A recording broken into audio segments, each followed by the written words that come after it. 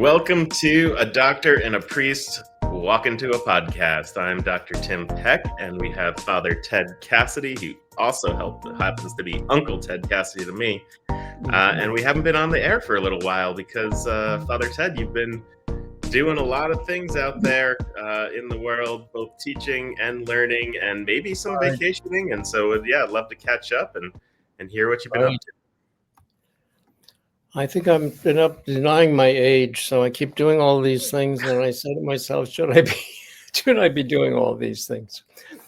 But they keep coming, and they're sort of very interesting. So I keep saying to myself, well, I can still do it so far. So, and one of the things I did, I went to, would you believe it, Venice, California.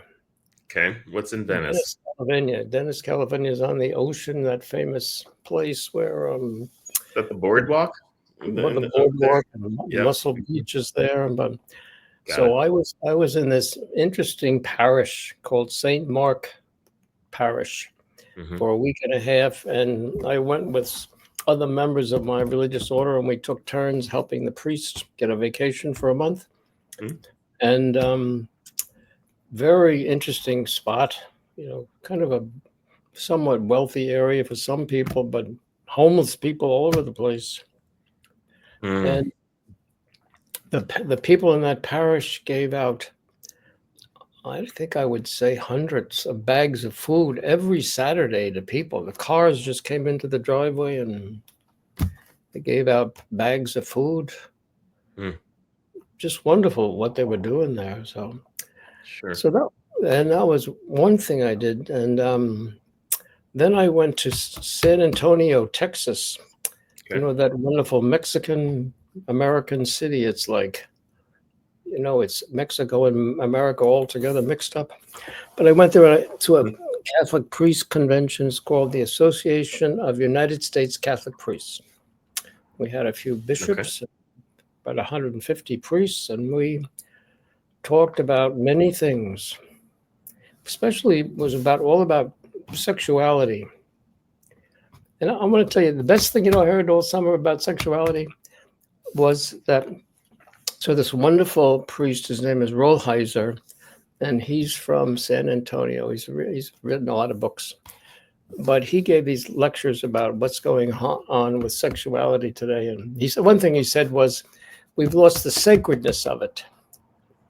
And for example, in the time when Rockefeller was running for president back, I think in the 60s, was it?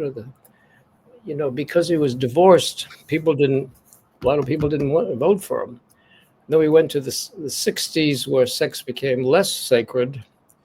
And then later on, much more less sacred. Now, sexuality is not sacred for so many people. It's just like a play, a game you play.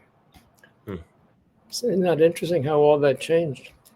But the priest, he had wonderful lectures about, how you help people adjust to all the things going on in sexuality. But he said the epitome of completely good sexuality, listen to this, is a grandmother holding her grandchild in her arms. Say more about that. Yeah. So, anybody that's lived a good sexual life, with their husband and has children and then has grandchildren, and the result of that is a grandmother or a grandfather holding the grandchild in their arms, is the success of wonderful sexuality. Interesting. Isn't that beautiful? It's beautiful. I think, there's a Catholic thought around sexuality that we hear that people sometimes push back against as well, which that the only purpose of sex might be to conceive or to have that as a potential versus showing affection or finding pleasure, etc. Beyond that. There's other purposes to it, but is Catholic Church still teaching that if there's not the intent of conception, sex is not something that is leading to marriage? Yep. the section, what the church is really learning, I think, is sort of a wisdom, is that it's very developmental. What happens in teenage life, or as soon as puberty comes along, very hard for young people, and there's going to be experimentation. There's going to be, good results and bad results. So it's like a humanly developmental. You can't get away from that. But it is also sacred, and it takes control, and it takes and the main thing is it leads to love. People that fall in love, and that means fidelity, and it means devotion, and the love grows all through one's life. When you get older, the romanticism goes away, and a new kind of love develops. I think what we've seen in kind of modern world right now about what goodness in sexuality means is a mutual choice between people, to explore that in such a way where two people feel safe, where two people feel like more than themselves if they're together, and that the result is what you want it to be together, rather than something more ephemeral or something more universal, but more in our American way of thinking of individuality, right? To say to bring two individuality together to make one goal together. So it sounds like what I'm hearing versus what I heard maybe in high school is a bit different in terms of the evolution of how the church is speaking. Well, I think the basic teaching of that's really meant for marriage is there, and Pope Francis did his best to relate to gay people and to transgender persons. And another thing I did this summer is I was the chaplain of a Marianist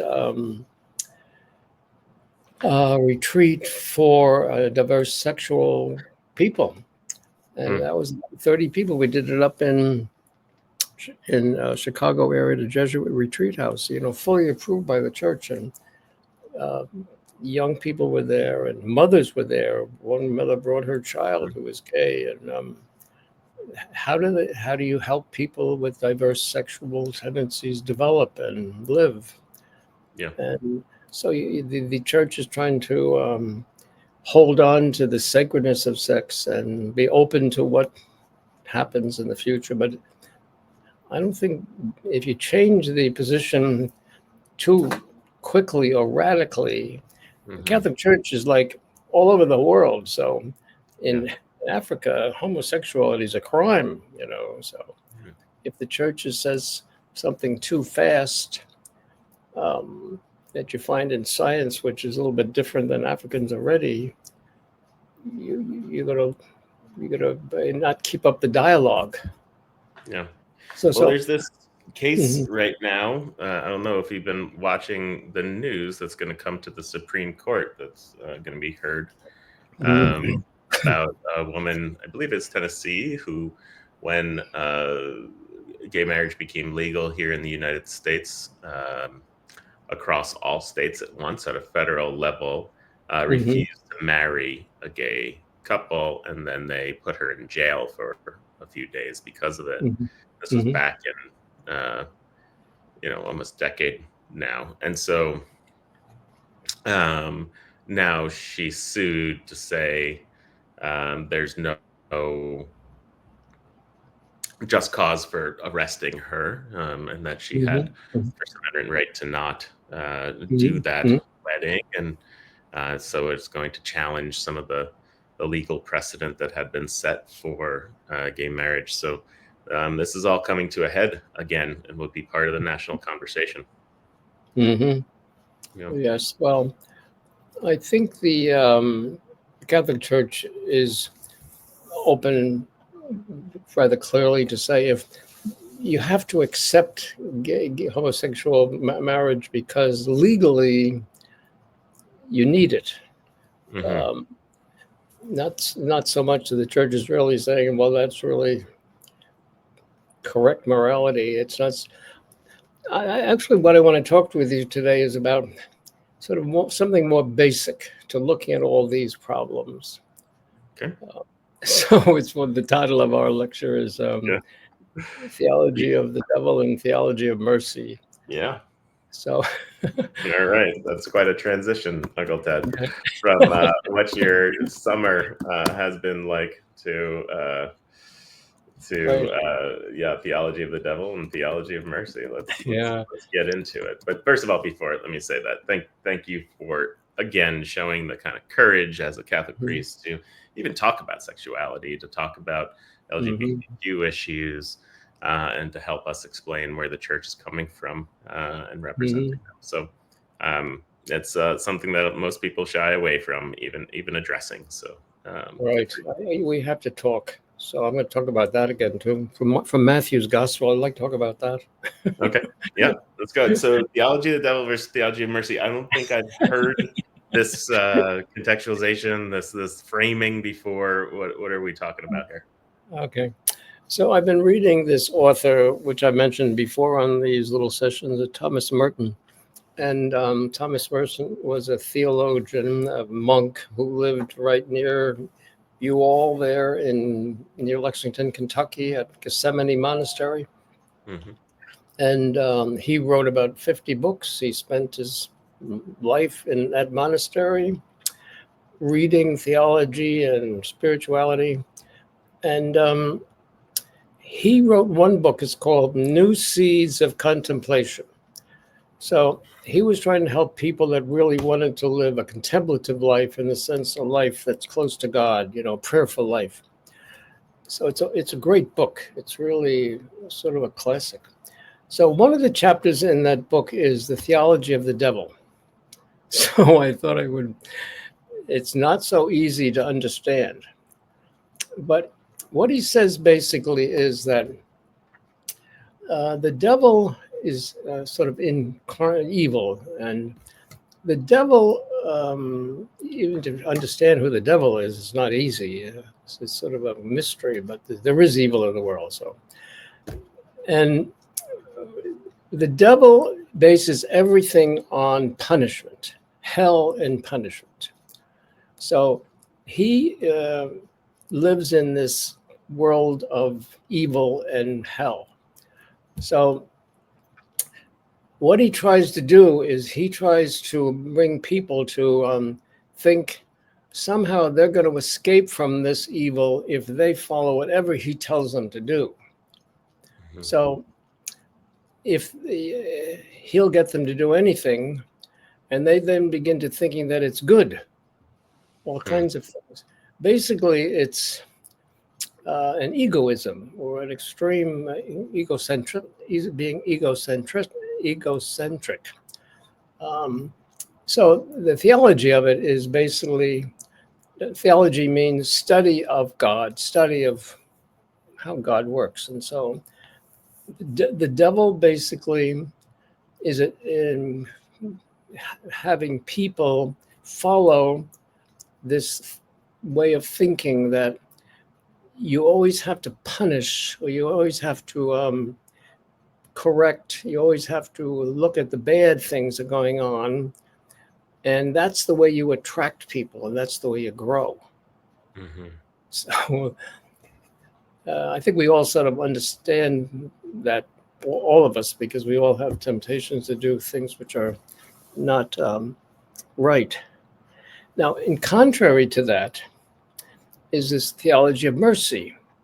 So the way we see God is someone who, instead of always punishing, God is absolute love and goodness. So we are always invited. Each human being is a gift from God. Everything God has created is good. And when we collaborate with each other, we keep creating new things that are good. It's not egotistical. We don't try to force people. You collaborate with each other, and you you believe in each other, you work things out with each other, and then that creates something great. So you have those two theologies, that are going on, you might say. Mm-hmm. So I kept thinking of what goes on in history and what's going on in our country now. And are we, what we're doing now in the country, are we believing in this theology of mercy? Or are we believing in or collaborating with some sort of a theology of punishment and evil? And because if the power systems take over, they love to control by dominating, and then they get certain control of things, and then they tell everybody else, this is what you have to do, and they'll punish you if you don't listen, or they'll make you look ridiculous, or so the system is not based on looking at each other's goodness. Mm-hmm. It's looking at how certain ones want to control, Right, and dominate. yeah. Well, I think that's hits right into a lot of what we've been talking about. So much richness in what you just said, and a lot to break down. But a lot of what we've been talking around finding the good in people rather than focusing on the bad. And I think that has been something that our media has built empires around at this point, Mm-hmm. is looking for the bad in one another in order Mm-hmm. to get people to engage, to click, to doom scroll, to move through, looking for the bad in one another on a political level, to demonize people onto one side or the other, call it a side and have sided, Mm-hmm. and then that trickling down into everyday life, and having that influence and example be something that's okay to follow. Like you said in the beginning, this theology of the devil being something that's following Mm-hmm. um, bad until it feels good, right? Until it feels like that's the right thing you should be doing. Right. Yeah. I feel like we're in, and before this, we just talked about Taylor Swift, right? Dropping her new album. That's big news for a lot of people. A lot of people Tell in you. my universe can't talk about anything else. But the point of that is that a lot of what she talks about is just goodness, right? And Mhm. trying to be connecting and Mhm. defending the weak kind of thing. And so I think that's why she's so popular, because it's such a antithesis of what we're talking about. So. Mhm. And if she can make it humorous or not romantic, but humorous or meaningful Mm-hmm. and artistically well done, that's really using her gift in a great way. Mm-hmm. If it really does move people and people are attracted to do something good from it, Mm-hmm. So I also want to tell you about the Gospel of Matthew. So I've been reading that recently. So Matthew's Gospel was written about the year 74, Mm-hmm. and Jesus rose and died and rose around 33. So this is about, say, 45 years after Jesus was here. So Matthew is writing that gospel to mostly Jewish people, and mostly some Jewish people that have became Christian. Um, so he is, and they're having problems. The community's having problems. Now, I'm not so sure what problems they are, but they have disagreements. And so he remembers what Jesus said. And Jesus said, when someone does something in the church or in your community, and he's not, you don't agree with it, you have to take him aside, take that person, and you have to talk to him personally. Mm-hmm. And then you solve the problem. Now, if that doesn't work, Jesus said, you take two witnesses and you bring the witnesses in and you talk about that. If that doesn't work, You bring it to the whole church, everybody. And if that doesn't work, that person you have to consider like a Gentile or a tax collector. In other words, they're not in the church. They're not part of you. So, and then after all of that, Peter says to Jesus, well, what about forgiving? You have to forgive everybody. And and Peter says, do you have to forgive how many times? 7 times? And Jesus says 70 times, 7 times you have to forgive, which means always. You always have to forgive. So what I think he's really saying is there, even if you don't have justice, like you haven't found the solution, you have to really have to find solutions and justice. Even if that doesn't happen, you still live in mercy. You still sort of wait. You still believe in the possibility of mercy, of God's goodness. Isn't that wonderful? Yeah. I think it's just great. So, maybe Taylor Swift's songs are like that. I don't know. That would be great. So forgiveness is what you're zeroing in on there, Right. an unending forgiveness, which is not human, right? Which is not a human trait to forgive always, right? Instinctually or immediately, right? So there needs to be room for the humanity of making mistakes, the humanity of stubbornness and ego, and the humanity of being hurt and hurt people, the humanity of being angry with things. These are all realities of life, but still moving on to a place where it gets to forgiveness is the teaching here, and to keep moving there and knowing and holding that as a truth to get to.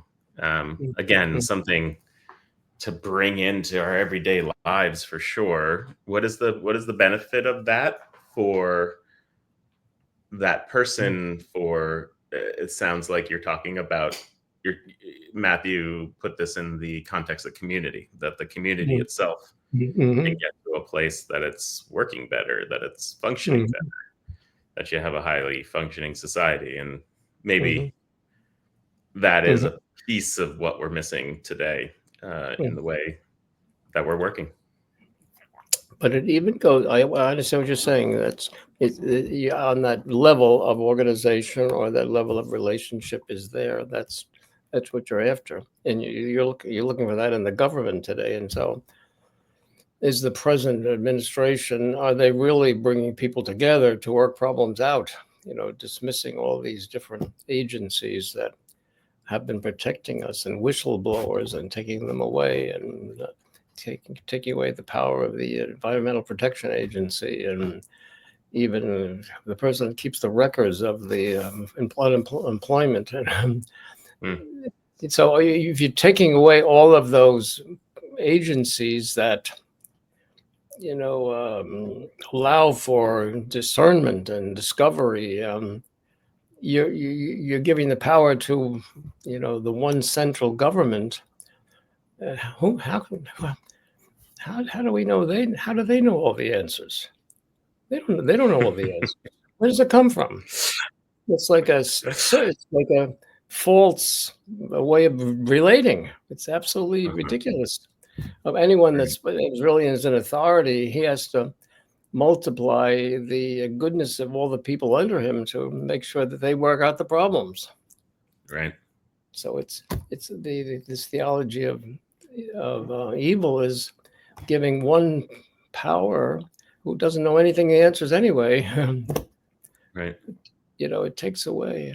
But there's something deeper in the gospel, though, and that Jesus said also, and this is really in what the essence of love, I guess, or what it means to live in God. But he said, when you do this, when you finally come together as a Christian community and you decide, I am there with you totally, you are doing it in me.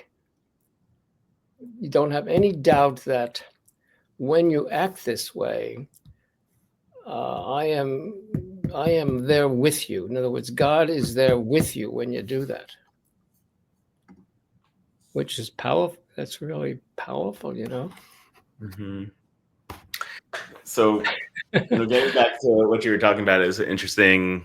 You started hitting on the dismissal of various people within current government. Mm-hmm. Um, it's interesting slant you just came toward it, or perspective you just came with, because everything I've learned in medicine and business and uh, education, etc., it's all about going to the user, right? Going to the person who knows the most because they're living that Mm-hmm. life, and then from there designing solutions, right? Mm-hmm. And you need information for that, and truthful information, and Mm-hmm. unbiased information, as well as biased information. You need biased information too from people, Mm-hmm. but you need to be calm and be able to sift through that in order to Mm-hmm. make decisions. So there's a lack of that. There's a decoupling of that. There's an unstructuring, an unraveling of that going on in our current Mm-hmm. kind of way of where this government is going, where our society is going. Um, and yeah, I think that brings a huge danger that gets to it in a way that's more of Mm-hmm. a less impassioned, more logical, kind of uh, more level-headed way of looking at it, of just on a systems level, to be Mm-hmm. able to remove the flow of information from people to leaders. It Mm-hmm. makes it so that your leaders are then making decisions in a vacuum. So that's why I was so moved by this author, Thomas Merton. I mean, he just he joined. By the way, he had an interesting life. He, as a young man, had a relationship with a woman, had a child. He had a wealthy family. He actually, his uncle, put in money to protect this child and protect this woman. That was during the Second World War. And then he came to the United States, and he was attracted really to the church. He wasn't really a church-going person. He went to Columbia University, and he wanted to really. He became a Catholic. And then, by the way, the woman he was with and the child, they died during the bombing in London, I think it was. But then he wanted, for some reason, to bring God to the world. He found that out. So he decided to go to visit the Franciscans up in New York, and I don't think they accepted him. And then he went to the monastery there in Gethsemane near Louisville, and they accepted him. And he spent, all his life there studying how we find God, and 50 books on it. So, and very interesting part of his life, by the way, is that after being in the monastery there for, I don't know, 35 years, he fell in love with a nurse going to a hospital in Louisville. He actually fell in love with her. And the love was very strong. And then the abbot found out about it, and the abbot didn't like it at all. So he was able to leave that relationship. But then he was a person who wrote journals, many, many journals. And he wrote a journal about that part of his life, falling in love. And he put it in his will that could only be published 25 years after his death. Well, he died young, in his 50s. So from 25 years from that journal has become very popular. And you know what he discovered? He said, by falling in love with her, he found out what really love is. Because I think growing up, he never knew it. and he writes about that. And so many people are reading that. So he wasn't afraid to investigate in his life. He was investigating he investigated war and peace, and so. And then this book he wrote that I mentioned, New Seeds of Contemplation. He's helping people that really want to contemplate God. How do you find God? And then he had this chapter on the devil. Who's the devil?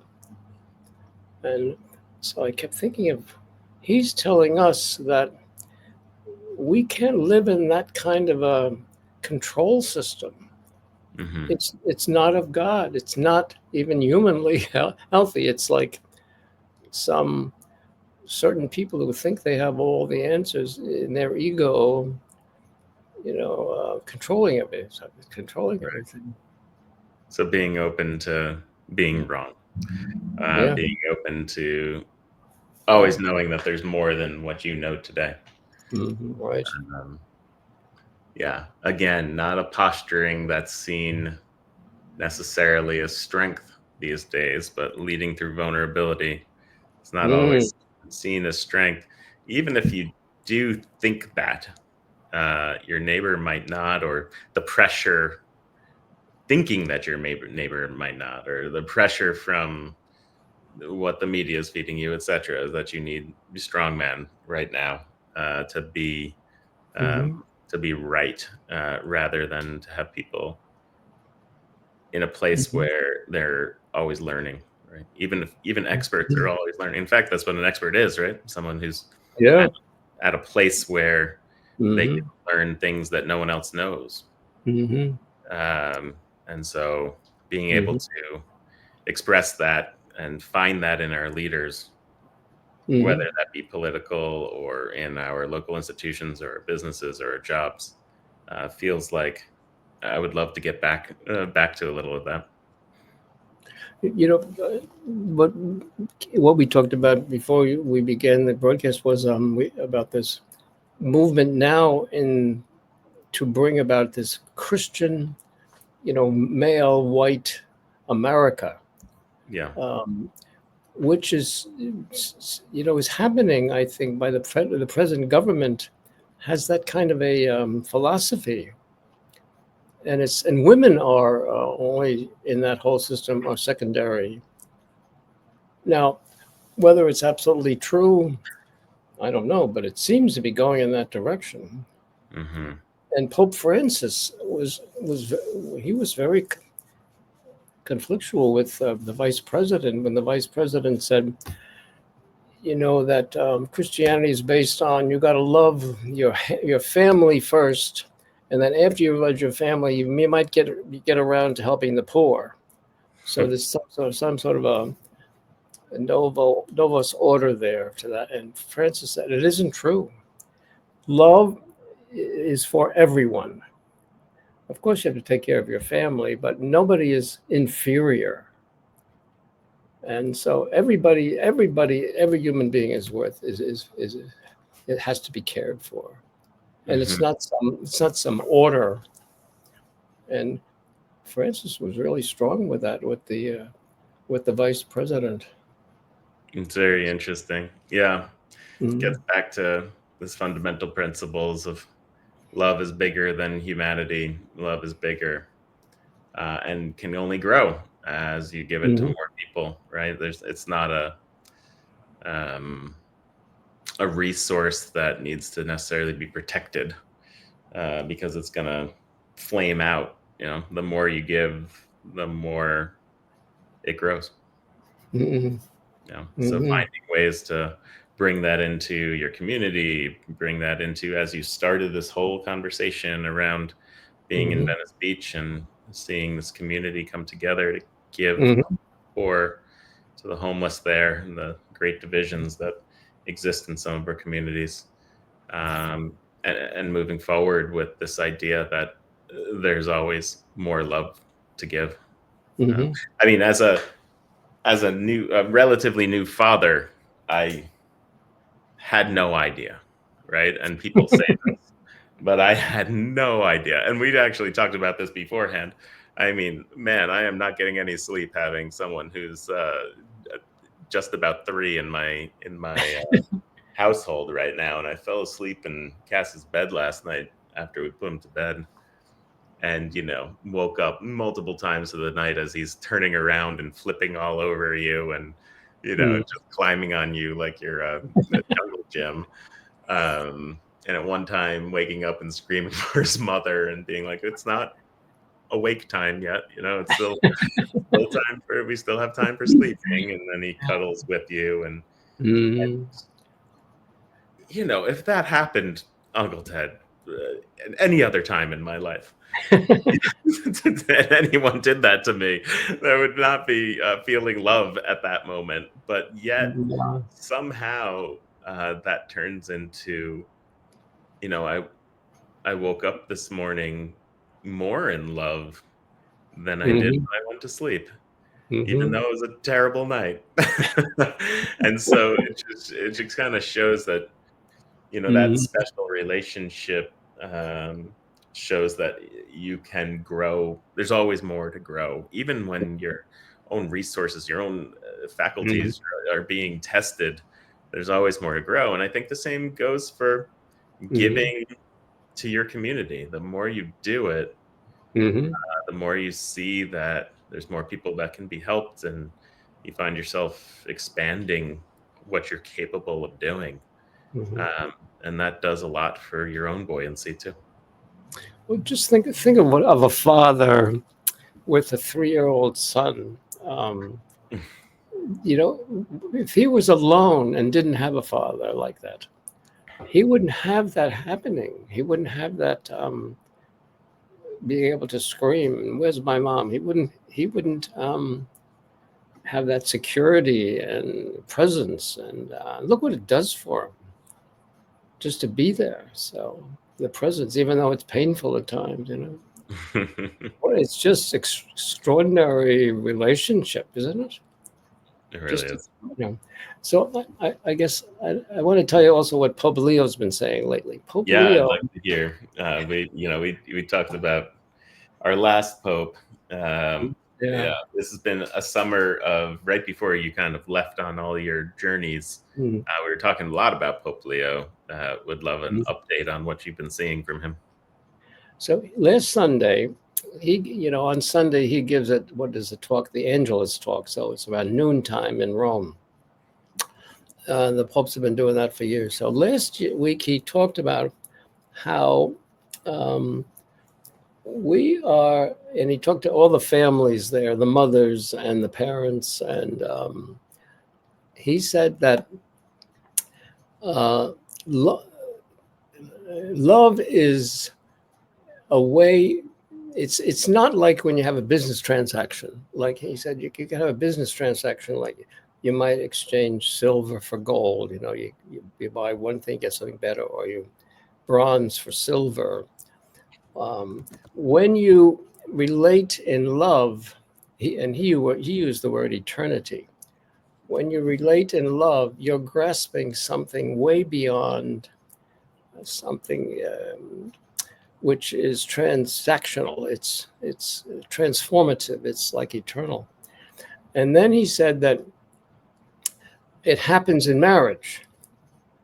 When a marriage finds the place where the the um, the wife is a queen and the husband is a king, and they love each other that way, each other's goodness, and sharing each other's that way, it's much better and so much. It's eternal. That's the way he used it, beyond business operation.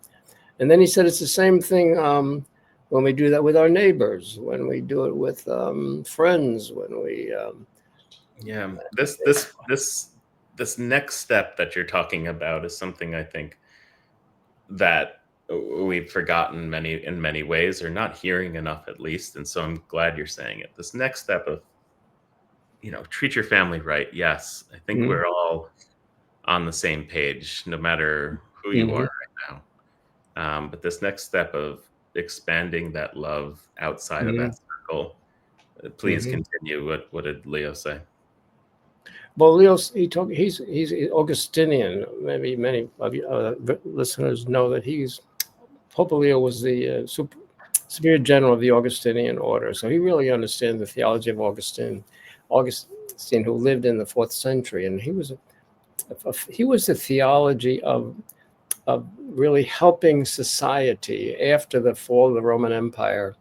How do you build something with a different structure? Because the Roman Empire, is not going to be around anymore. And so it's basically built on a theology of every person is called to this absolute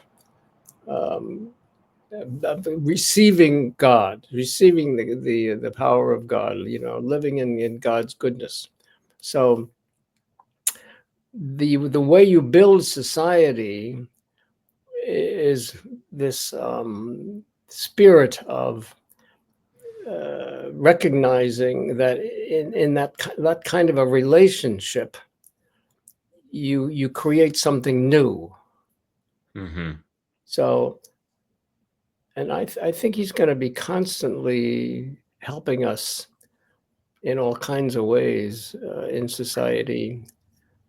And another thing is, when like you and I are talking right now, so when you talk to each other, we all discover something new from that conversation. I was talking to someone today about they disagreed in politics, and he said, well, I don't want to talk to that person. And then he said to me, well, my wife talks to the person. She's not afraid to talk to him, and he talked about the Supreme Court, and this one person thought the Supreme Court was doing great things, and this woman sent him a picture of a Statue of Liberty with blindfolds and questioned something about the way the court is operating. Are they blindfolded? And you have to have an open Supreme Court. But I mean, they were talking. At least they were recognizing that they had these opinions. Right. And when you talk, you just discover each other's way of thinking, and you grow from it. Right. So, conversation, open conversation, something that we've been espousing on this show for sure, which is exploring these things. I mean, again, starting with hard subjects today like sexuality and LGBTQ issues, and white Christian nationalism, theology of mercy and the devil. I mean, these are heavy subjects for a 3:57 in the afternoon to be to be talking about. But I'm so pleased that we can get to continue to do it. Yeah, and I love this conversation about love. It starts with conversation, starts with understanding, starts with forgiveness, right? Even though forgiveness is hard, and finding that allows you to love, and then you can extend that love to anybody. And as you do, it only grows. It only gives you your own buoyancy, your own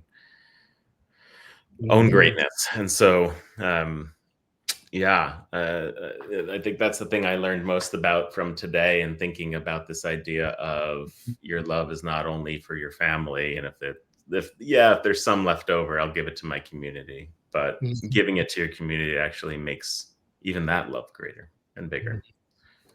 Well, Tim, you got to be careful. It's hard work for what you're doing. It's going to drain you and drain you. So make sure It's making me think. One of the things that I always say, and with Missy, is you just have to remember, why am I doing this? And with Sarah Blessing too, who's my co-founder here at Project Next, of, oh man, this is hard. We take a lot of bullets out there. That's how you put it. Like, a lot of people, even people who are your allies, right? They want to tell you what you've done wrong. And I'm happy to hear it for sure. But there's also it's also nice to hear what you've done right sometimes. But but from that you have to get some strength, and usually it's great to have a co-founder. It's also great to have a partner in life with Missy, to find Mhm, strength around taking calm moments and saying, okay, how do we move forward, how do we learn from this feedback, mhm, even if mhm, we disagree with it, and turn it into conversation. And so this is one way that we're doing it here, by centering it around theology. I think that's a little bit of a rare way to do it, especially for those mhm, who have more independent minded, moderate, or even like progressive politics and policies in their life. mhm, Another way is we started writing all these op-eds. I started writing all these op-eds that we're publishing mhm. weekly now. I'm not Good sure. for you. Yeah, in the Bloomingtonian is where we're publishing them, and then some other places too. It just invites more conversation. I gave my phone number, my congressional phone number out, Ray's phone number out to people on our weekly Mhm, email and newsletter, which I literally just got a text from someone who I don't know them, who reached out, and I texted back, "Hey, I'm in between meetings right now. I talking to you. mhm, I'll get back to you." But like this, an invitation for conversation mhm, um, allows for self growth, for growth in the other person, and then growth in community, right? And then mirroring in this idea of forgiveness and love inside of it, it can just only grow, grow, grow. And yes, you said be careful around how you protect your own candle from not being burnt on both ends. But mhm, I think the way you protect it is mhm. through continuing to have open conversation. Once you close it, now it just feels bad and gets in on you. You Okay, got to keep talking. Tim, you also have the support of your family, which is great. I Yeah. know all of them are not necessarily with your party either, which is all right, but I think they're all supporting you, That's right. Yeah. You've been which is away, great. but we just started a new show with Christopher, who's a Republican in our family. Ah, And the format is that Christopher brings five headlines, and I bring five headlines. I bring five conservative headlines. He brings five liberal headlines, and then we talk about the bias in them. And Sarah kind of mediates it. It's almost like a game show, and at the end tells uses her own vote to say who won the game show and who brought the best headline. But it's a lot of fun to kind of peer mhm, into mhm, these capturing ways that are meant to divide mhm. us, and just kind of call it out for what it is, and try to find the truth underneath it. It's fun. We're going to continue to do it. I hope you're both together in Washington someday. You can continue it there too. That'd Maybe be some. fun. That'd be great. Yeah. First Godfather Godson combination to be Mhm, congressional in Congress. Maybe mhm. that'll happen. Yeah. So Thanks a lot, Tim. Thanks very much. yeah, thank you, and thank you for Okay. everybody for listening and watching. You can find us on every platform: YouTube, Facebook, Twitch, TikTok, anywhere you can get your social media. And we have lots of shows, not just only this show with Dr. Tim and Father Ted walking into a podcast, but others on politics, others on leftist politics, others on centrist politics, and policy. And then we have hyper local shows, we call them, where we talk about Mhm, local businesses. And Sarah just did one on a florist, which went a little bit viral. People love it.